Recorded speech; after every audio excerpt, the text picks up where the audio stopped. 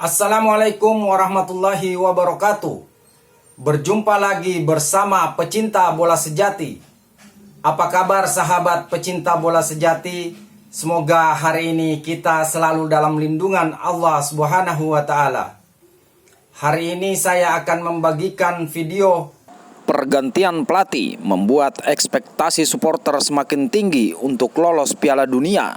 Untuk mengikuti informasinya lebih lanjut, mari kita simak videonya bersama-sama. Bola ini memang harus lebih teliti ya di dalam mengemasnya.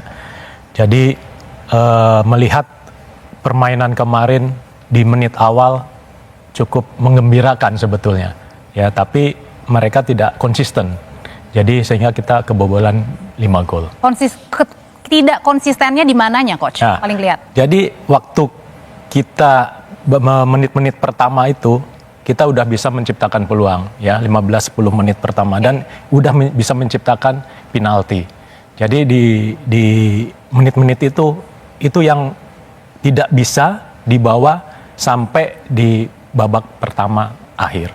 Jadi itu yang menjadikan bukan sedikit bahwa kita terjadi gol untuk kita. Jadi itu yang tidak konsisten. Oke, yang tidak konsisten dan yang keliru di mananya, Mas Pange? Ya, sebenarnya ini kan pertandingan pertama ya. Pertandingan pertama, tapi ini kita bukan di liga yang kompetisinya panjang, tapi kita cuma punya 4 pertandingan ya, termasuk yang kemarin. Dan di match pertama ini ya, PT Kluivert sebagai pelatih mengambil langkah yang saya rasa sangat berani, bermain ofensif di kandang lawan di pertandingan pertama dengan waktu latihan yang juga tidak begitu banyak, cuma beberapa hari aja. Ofensif bagus? Ofensif bagus kalau menang. Kalau nggak menang, itu kan berarti ada high risk high gain ya. Tentu saja 10 menit pertama luar biasa. Itu sampai gelandangnya Australia itu si Jackson Irvine bilang, saya tuh nggak pernah dipres sekencang ini di kandang sendiri gitu. Artinya di menit-menit awal ini sangat menjanjikan permainan Betul. Tapi kan kita menilai hasil sepak bola dari hasil akhirnya gimana dan berapa. Dan kita bisa melihat bahwa ya itu strategi yang saya rasa cukup fresh ya. Kita lihat Indonesia bisa dominasi di kandang lawan. Tapi pada akhirnya ya teknis nanti Coach Dodo yang bisa menjelaskan. Tapi very high defensive line.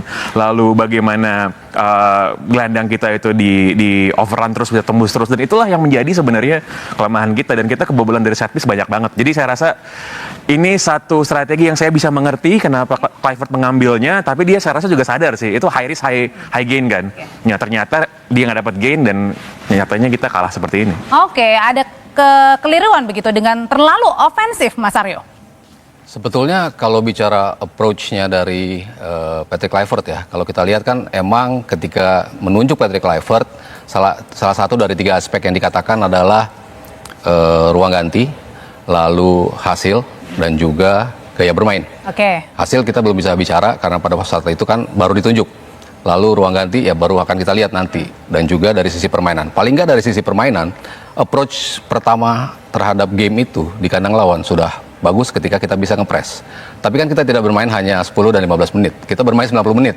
Dan tadi Coach Widodo bilang intensitasnya yang menghilang setelah kita gagal mengeksekusi penalti. Dan ketika momentum itu akhirnya berubah arah, Patrick Kluivert menurut saya tidak punya jawaban untuk bisa apakah ingin mengubah gaya bermain untuk lebih menambahkan intensitas serangan dengan menambah para pemain menyerang atau menjaga lini pertahanan dengan menumpuk pemain-pemain bertahan yang lebih baik daripada kita bobolan lebih banyak, selisih gol kita lebih jelek, kita makin turun ke bawah. Itu kan ada 2 risiko yang diambil. Tapi saya tidak melihat perubahan itu dilakukan dalam waktu selebihnya setelah kita kehilangan 3 gol. Oke, apakah ada kehilangan momentum, Coach? Karena kan dari di awal sebenarnya kita punya peluang, tapi kemudian gagal. Apakah yang akhirnya itu menyebabkan sampai ke belakang kita juga kebobolan? Kalau saya melihat ya, menyoroti dari sisi kebugaran pemain. Ya.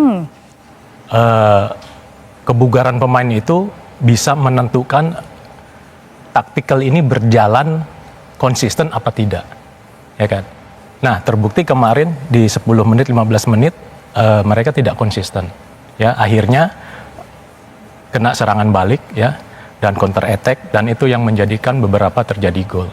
Jadi kita tidak tahu, saya tidak tahu apakah pemain-pemain kita itu kebugarannya udah betul-betul bugar atau belum.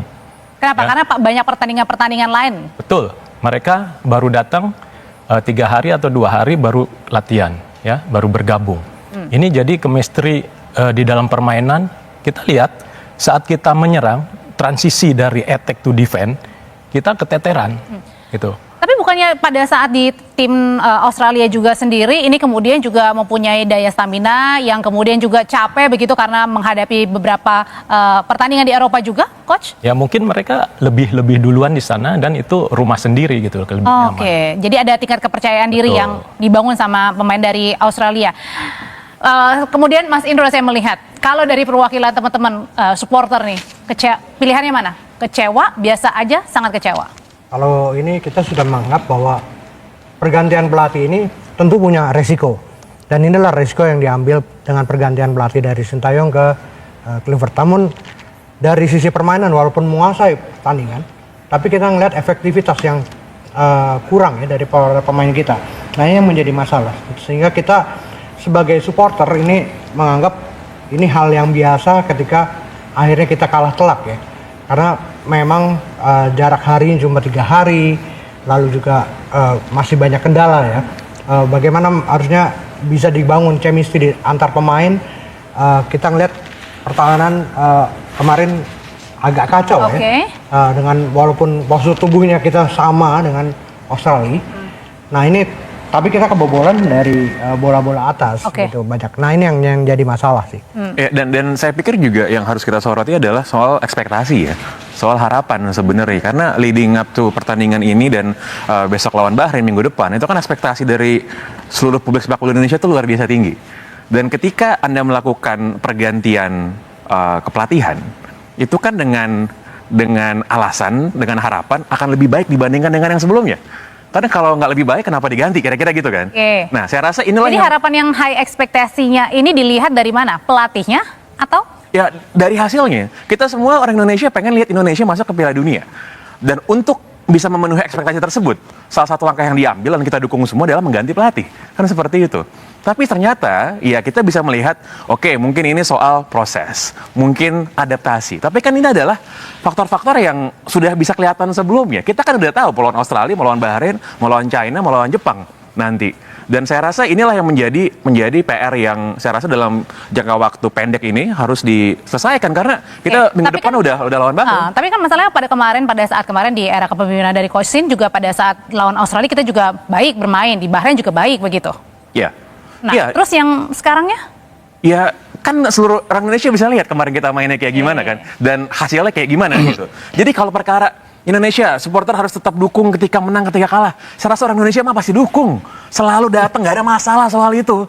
Tapi kita lihat ya bagaimana publik sepak bola Indonesia ini, ya supporter saya rasa juga, Mas Indro dan kawan-kawan dan semuanya, itu kan semakin teredukasi, semakin bisa melihat informasi itu bisa didapatkan dari mana aja.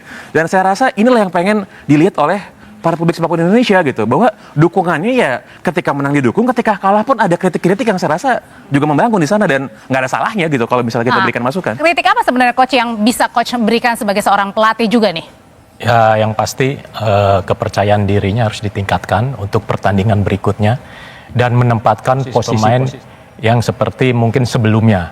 Ya, kayak Kenapa? Karena kemarin ini ada kekeliruan dari penempatan. Kalau saya melihat ya Verdong ya di formasi sebelumnya mereka Verdong itu lebih agresif untuk menyerang ya, dan agresif juga di saat bertahan. Kemarin seperti Verdong ini hanya satu tempat gitu, dia sebagai back ya, back tengah atau back di belakang pakai tiga back. Jadi ini yang perlu coach Patrick Kluivert melihat kemampuan pemain-pemain yang ada. Oke, jadi ada kekeliruan di penempatan ya dari bukan kekeliruan ya, tetapi lebih jeli untuk menempatkan pemain-pemain yang ada. Oke, tapi kalau tadi Coach juga bilang katanya sebenarnya mungkin juga jangan-jangan juga tadi kata Coach Shin bilang ada waktu latihan yang sangat sempit ya, sekali. Itu Apakah hal itu bisa dimaklumi sehingga kemarin kita kalah telak 5-1 dari Australia? Nanti usai jeda Bapak-Bapak akan menjawablah, tetaplah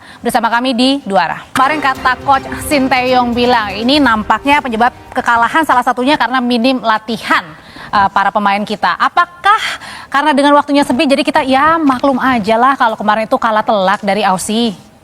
Nggak bisa dimaklumi sih. Kalau kita lihat Australia, mereka 8 pemain bisa dibilang intinya tidak bisa bermain. Bisa mereka find out cara untuk bisa mengakali gimana cara menghadapi Indonesia dengan pendekatan yang lebih cerdas dan cerdik ketika menghadapi kita gitu.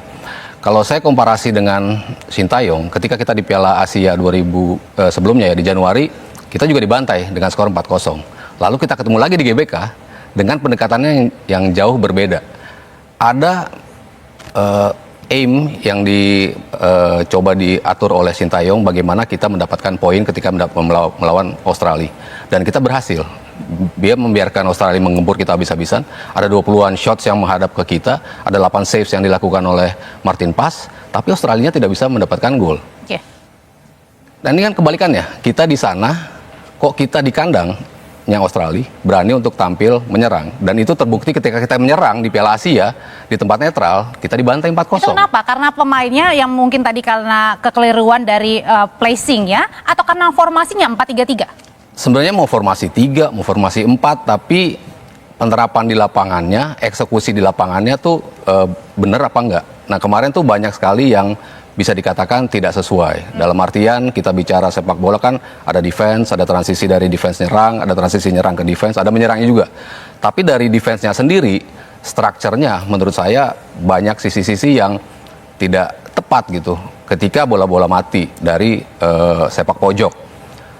Bingung antara pemain melakukan zonal defense, ada juga pemain yang man-to-man marking juga. Zonal defense pemain-pemain besarnya, it says segala macam menjaga zonal, tapi man-to-man markingnya justru pemain-pemain yang posturnya tidak terlalu tinggi. Dengan mudah Australia mendapatkan 2 gol. Padahal ini setup yang bukan rumit, seperti Arsenal melakukan setupnya kan mereka rumit, tidak tahu siapa yang akan menyunggul, tapi ini kan kelihatan, ini pemain berlari, akan menyambar bola, tapi kita tidak bisa antisipasi itu. Kalau saya melihat ya dari transisi juga sangat berperan besar dari attack to defense. Nah kemarin ada beberapa pemain yang kurang cepat untuk bertahan. Seperti? Ya. Dari tengah ya, dari sisi gelandang juga, sehingga gol kedua apa ketiga itu yang bola rebound itu di situ ada space ya, yang mestinya harus dilakukan merapat ya gelandangnya. Jadi di situ tidak ada space bola rebound itu. Jadi saya tidak akan mengomentari masalah taktikal Coach Patrick. Mereka mungkin akan lebih pengalaman daripada saya. Tetapi saya sebagai pecinta sepak bola Indonesia, kami juga merasa senang kalau timnas bisa menang. Gitu.